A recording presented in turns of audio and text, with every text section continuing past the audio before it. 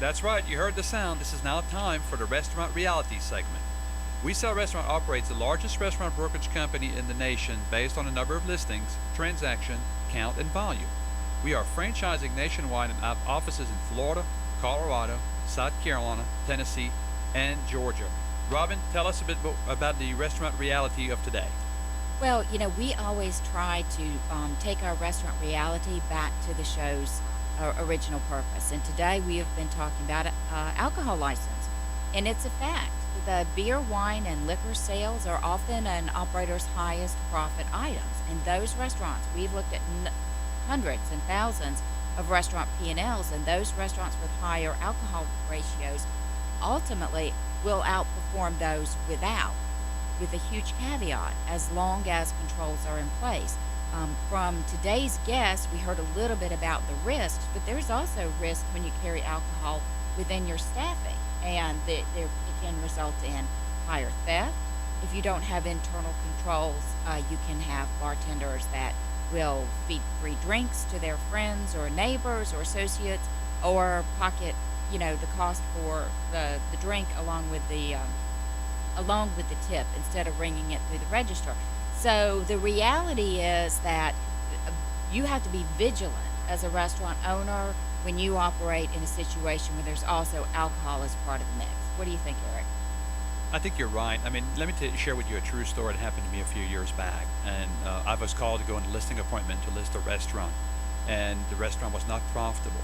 And I've sat there. The owner says, "Give me a few minutes." As you all know, everybody's busy running around. It was after lunch service, so I'm sitting there at the table, corner of the bar, and one of the waiter went behind the bar, took a 2-liter bottle of Canada Dry, and emptied it in the sink, and put a very expensive bottle of whiskey, opened it up, and poured it down in the bottle of Canada Dry. All this in the span of less than 5 minutes. And then the owner was coming back to sit down with me.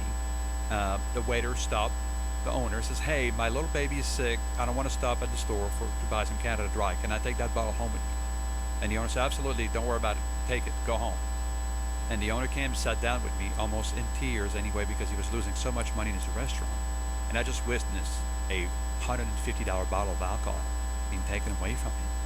So these are the reality that you got to look at this, that even 5 minutes, you turn your back, and you can't be in the restaurant 24/7. But our guests today talk about education, programs, policies, procedures for customers, for employees, for owners, for everybody. You are liable way beyond the four walls of your establishment for your liquor license. It is a privilege. We have clients that have their license been taken away, and the counties and the cities that they appeared in front says, it is a privilege to have that.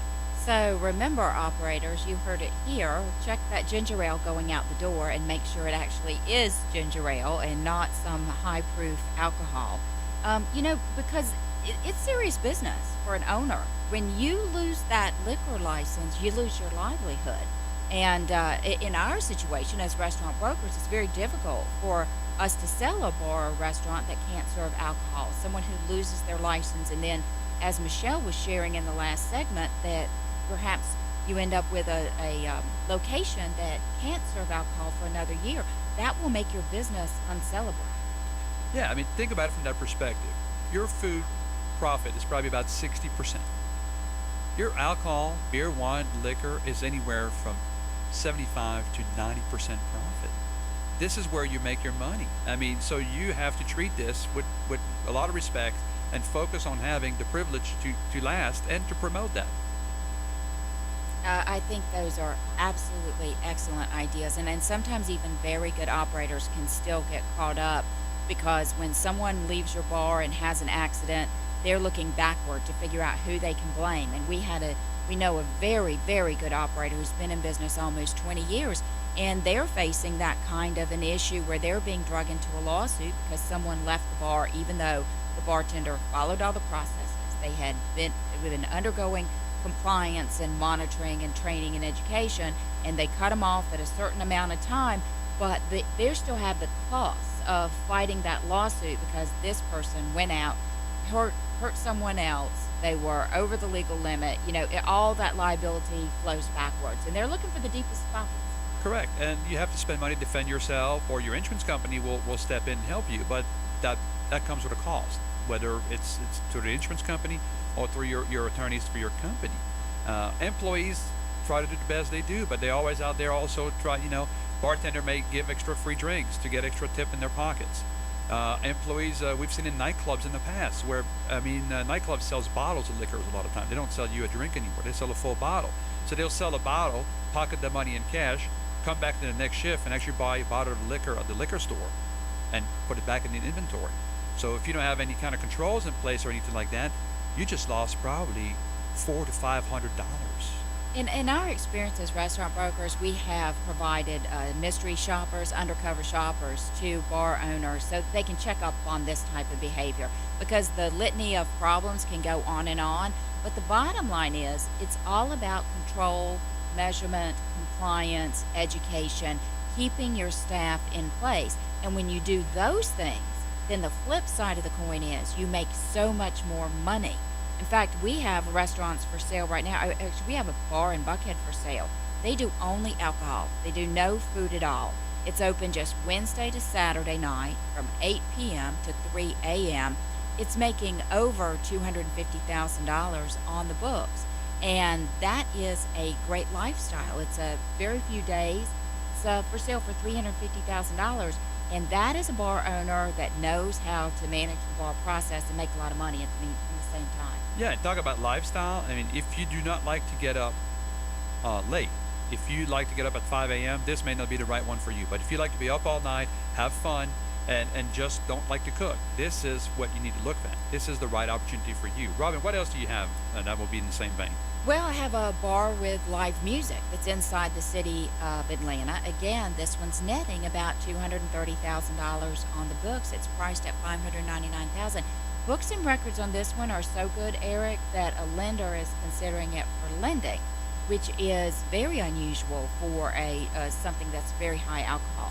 So somebody with $150,000, give or take, can probably buy the space and finance the rest of it? Absolutely. Wow. And live music, I mean, this is great.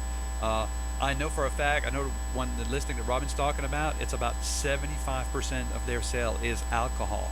That's why they achieve their profit, right, Robin? That's right. And it's not just here in Atlanta. In the Rocky Mountains of Colorado, we have a ski slope bar and grill that's under $500,000, including the real estate, again, qualified for lending, conventional financing. And even in Florida, easy state to get a license in. We've got a nightclub in Boca Raton that's profitable. It allows for live entertainment. It's 4,000 square feet, and it's on the market for under $150,000. The opportunity is there to get into this business that is exciting, that is profitable, that everybody's talking about. Everyone wants to be in the restaurant business, and that's one reason why we are the restaurant brokers. And you can find us online at WeSellRestaurants.com. Absolutely.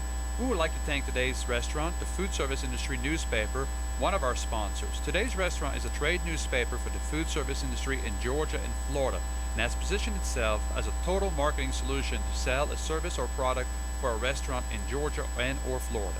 That's going to wrap up the Restaurant Brokers Show this week. Remember, our name says it all. We sell restaurants. We will satisfy your appetite for acquisition, feed the need for restaurant reality, and serve up a recipe for business success.